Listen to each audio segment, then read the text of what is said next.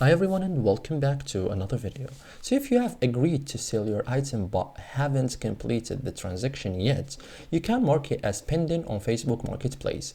This lets buyers know the item is reserved while keeping it visible just in case the deal falls through. So in this guide I will show you step by step how to mark an item as pending on Facebook Marketplace in 2026 cleanly, correctly, and like a pro.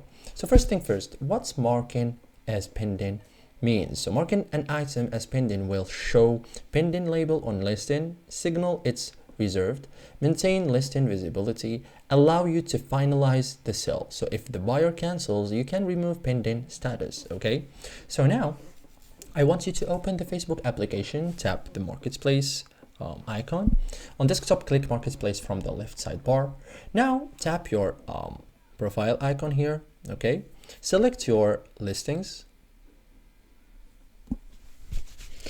You will see all active listings. So now tap the listings as the listing that you want to mark as pending. So for example, let's see this one. Okay, so we will not delete this listing.